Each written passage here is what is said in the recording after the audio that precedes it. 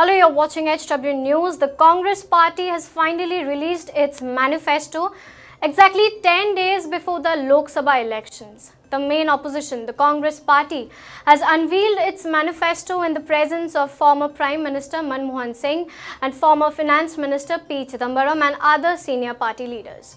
The Grand Old Party has said that the Congress party's manifesto will be a voice of the people of India and not reflect just one man's view. The remark was clearly aimed at Prime Minister Narendra Modi. Now, according to the party manifesto, it will prioritize top 3 issues, that is job creation, stressing on agricultural distress and women's security.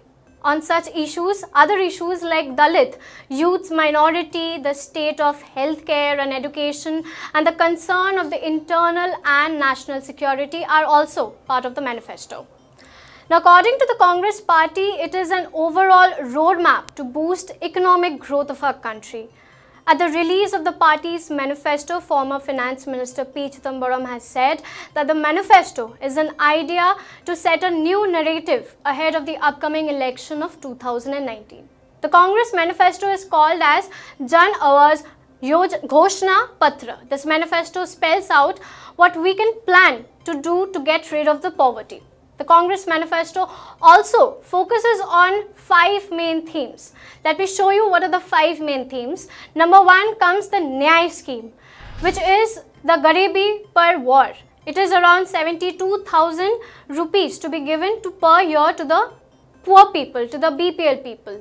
The second comes the 22 lakh government vacancies will be filled, where 10 lakh jobs in Panchayat.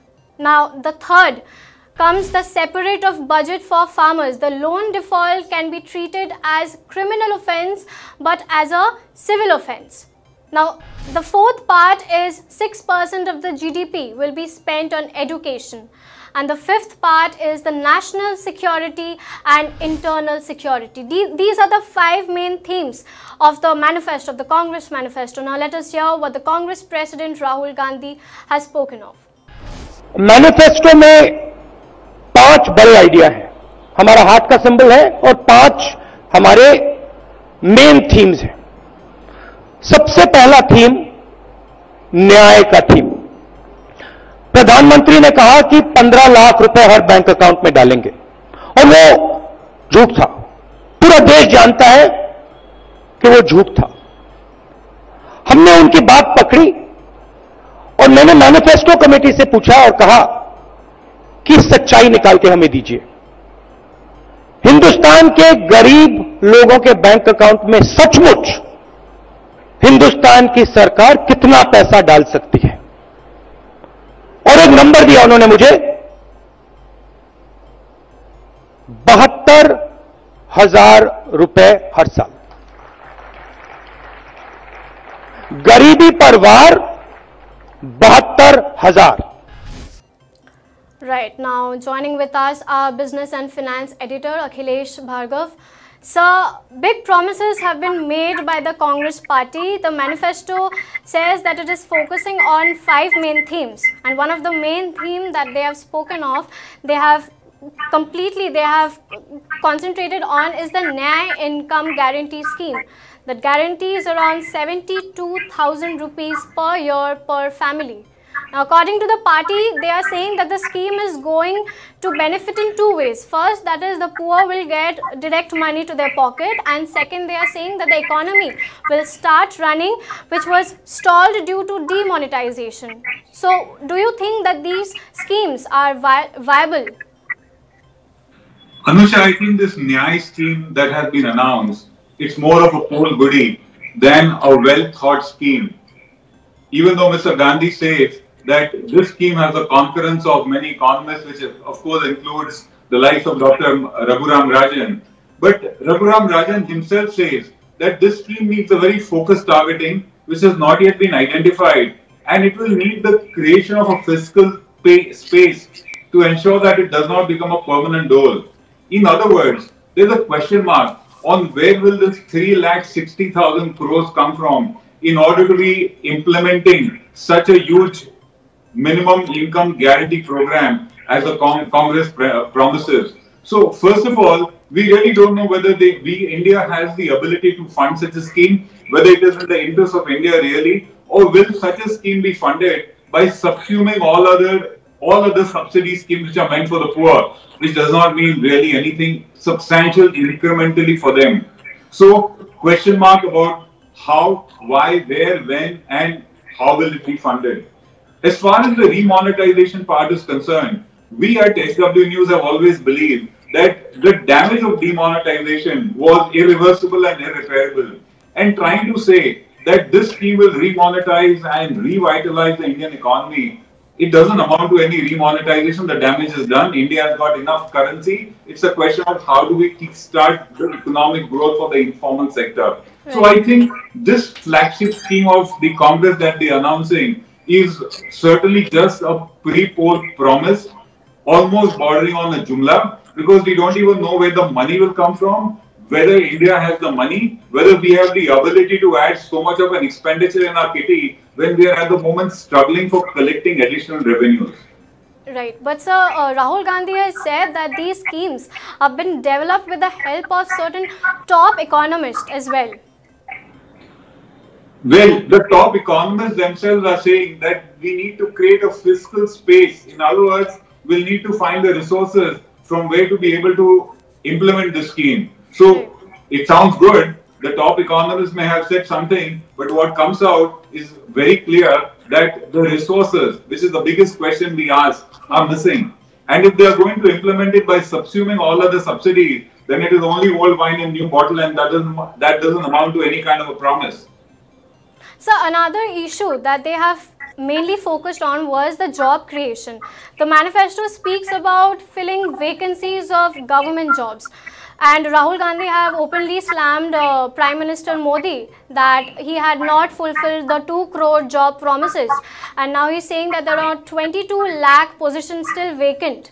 So along with that, he had also said that 0 permissions for first 3 years of the new business who are going to start for the entrepreneurs, and 150 days of work guarantee under Manrega. So many promises he is making for business, for the economy. Anusha, I think lack of jobs is a real issue in this election, and the Congress party is bound to address it. The fact remains is that it has been almost a jobless growth in the last 4-5 years. Jobs have not been created as they were promised. And for a growing country like India with such a young population, lack of jobs is bound to be a very, very important burning social and political issue. The CMI is on record saying that we are at a 45-year high as far as unemployment is concerned. While the government debates the statistic, the fact cannot be denied that unemployment is an election issue. The first thing they are promising is that they will fill up government jobs. As far as we understand, government jobs have not been filled in because there's a limit to which the government can spend money. Its fiscal deficit is already on a higher side. So whether the government has the ability to employ and pay is a question mark, and that's why they have not been filled. Otherwise, for any government, filling up government jobs is low-hanging fruit to build jobs in the country. So we don't know that. But yes, the manifesto very rightly looks into the fact that there is stress in the MSME sector, which they also correctly point out that 90% of employment in the country outside agriculture comes from the MSME sector. What you pointed out, that there will be a virtual 3-year holiday in terms of any kind of a compliance with any regulation or law, except of course they say minimum wages and taxes, is to ensure or is to say that there will be no Inspector Raj. They have targeted the MSME sector rightly. The MSME sector needs relief. The MSME sector needs attention. And it is the MSME sector which has suffered the most post-demonetization. So the manifesto makes a lot of good noises about supporting the MSME sector. Right. So the manifesto is also speaking out spending up to 3% of the GDP to public healthcare facility as well. So what do you have to say about that? 3% of the GDP to the public health and 6% of the GDP to boost education facility institutions like IIM, IIT. So Are there going to be something good for the economy? Anusha, it is like this. Spending on education and healthcare is always good for the country. It's always good for the people, and it's one of the best welfare measures that are needed. The question is, do we have the ability to spend these kind of amounts? And if they intend to spend these kind of amounts, knowing that resources are limited, the question that arises immediately is, what are they going to compromise on by which they will increase their spending here? Because there is no talk about how will they fund it. They are only talking how will they spend it. And if we do not know how will it be funded, this might just become a poor jumla. You need resources before you spend them. So do you think that these manifestos, the GDP spending of 3% and 6% of the GDP, are they going to boost the economy of our country later on? What they are promising? Anusha, can you repeat that question? They are saying that they are going to spend 3% GDP, 6% GDP. So these promises, do you think that it is possible for the Congress party if they come to power? Is it possible for them? Anusha, at the moment, if you look at the shortfall in the direct tax collection that we've had this year and the shortfall of over 1 lakh crores in the GST tax collection this year, the question that remains is, where are you going to get the money to spend these kind of huge expenses that you're talking? So, principally, I'm for it. Please spend money on the healthcare and education of the country, but then you need money in the pocket before you spend it. Right. Thank you, sir. Thank you so much. We have with us our political correspondent, Aarti, as well. Aarti, welcome to the show. Aarti, the party manifesto spoke about the agrarian distress of the country. There's a separate budget that has been allotted for the farmers, and as loan default, it will not be treated as criminal offence but as civil offence. What do you have to say? Well, Anusha, this is a promise that they have been making since the assembly elections. If you remember last year during the assembly elections in 5 states, they had also promised that in 10 days they will waive all of the farmers' loans in those states if the party comes to power.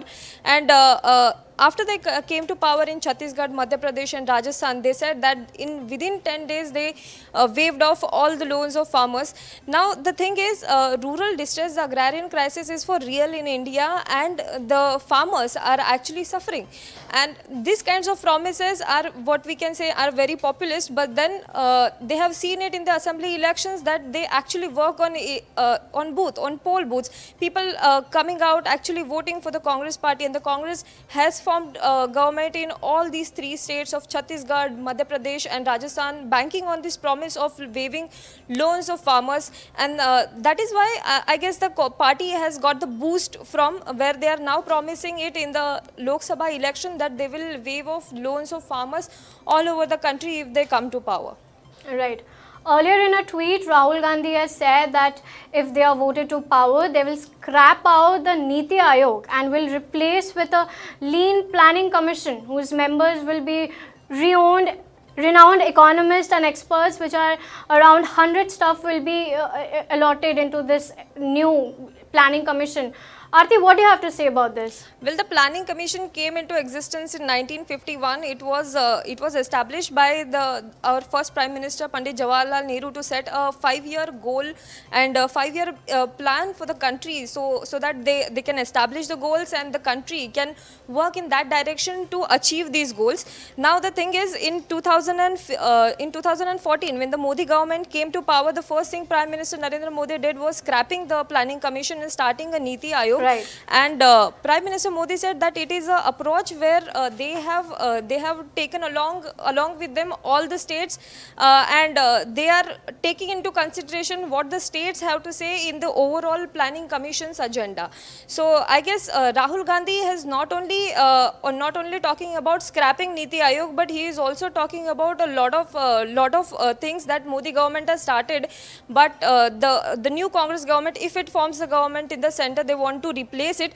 Like for example, they have in their manifesto, they are also talking about replacing Swachh Bharat Abhiyan with the Nirmal Bharat Abhiyan that Congress has started during the UPA era, but it did not take off that much as Swachh Bharat Abhiyan. The Swachh Bharat Abhiyan got a lot of publicity, and one of the, we can say, the prominent project, one of the pet project of Prime Minister Narendra Modi is Swachh Bharat. Even today, the one project that defines the Modi government can be Swachh Bharat. So this is the first thing that he wants to replace. He said that it will be replaced by Nirmal Bharat, and then there are several other things that he has said. But before that, I want to elaborate some of the points that he has made in the manifesto. Right. The manifesto is divided. The promises in the manifesto are divided in 6 parts. That is calm, which is employment and growth. They have included jobs, industry, infrastructure, cities, urbanization in that part. Then it is a Dam part, which says an economy that works for all. It includes agriculture, it includes the Nyaya Yojana, the banking and financial sector, and the science, technology, etc. Then there is a section of Shan, which is pride in our hard and soft power, which is national security, internal security, foreign policy, etc. Now, if you remember, Lieutenant General, a retired Lieutenant Major General Huda was one who oversaw the entire operation of Uri. He was the one who was helping Rahul Gandhi to draft this plan.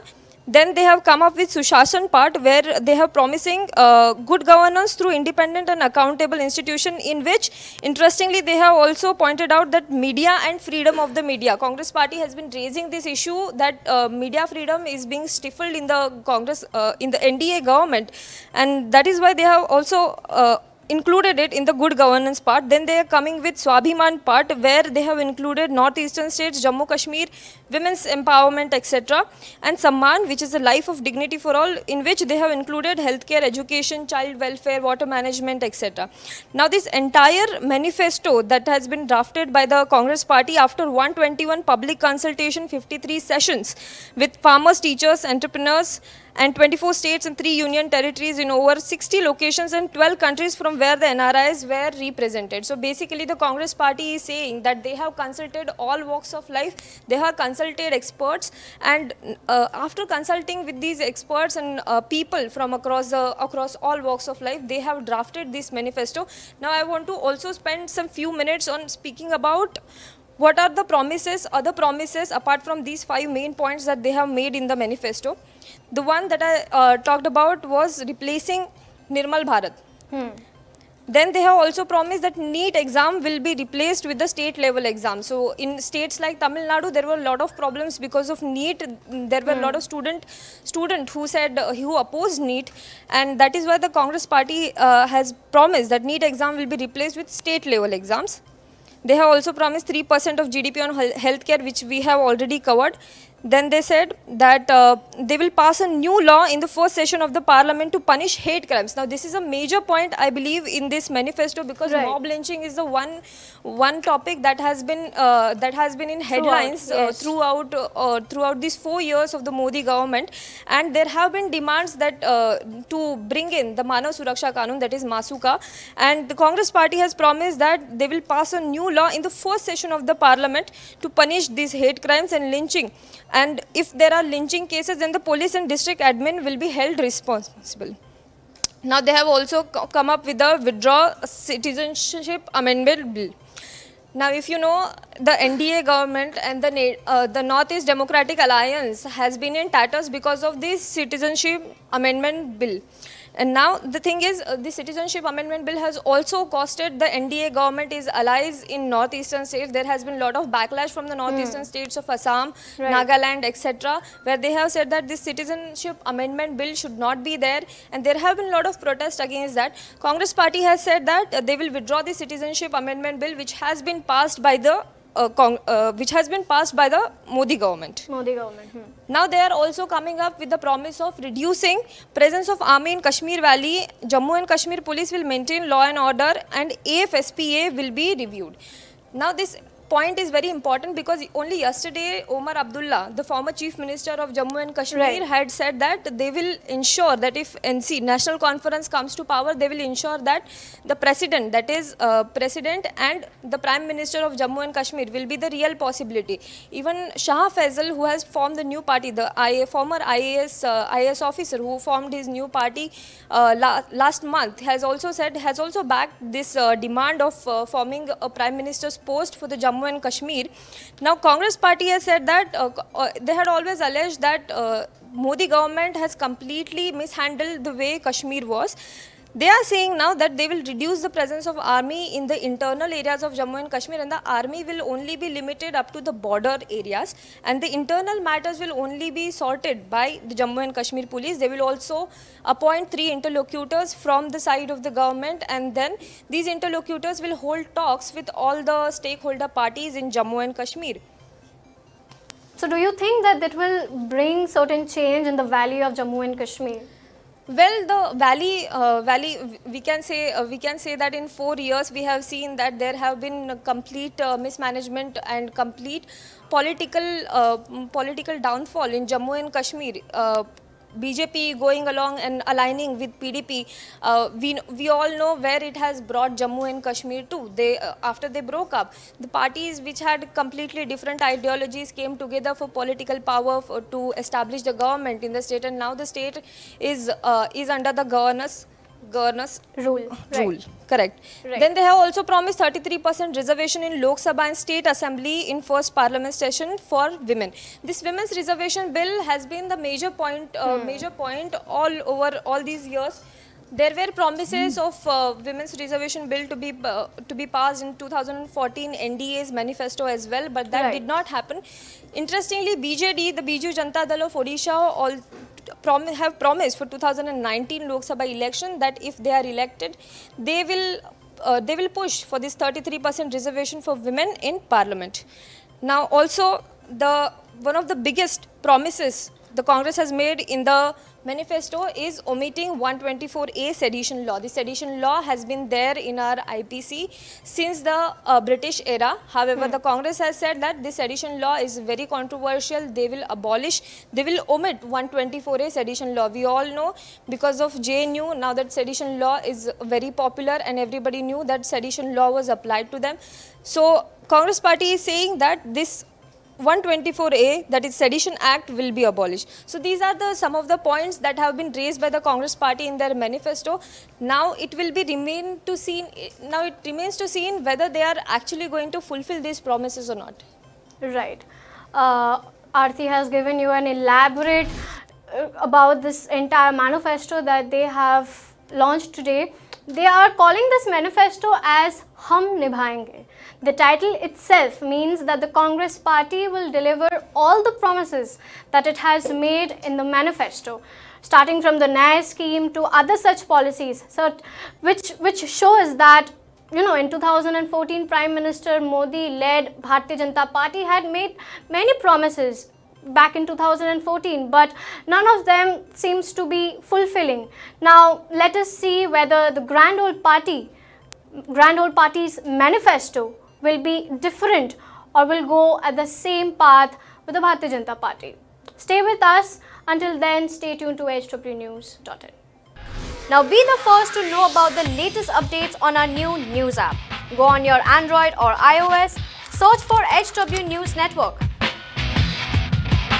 Download our app, choose the language you prefer to get updates in, and be up to date with the latest news.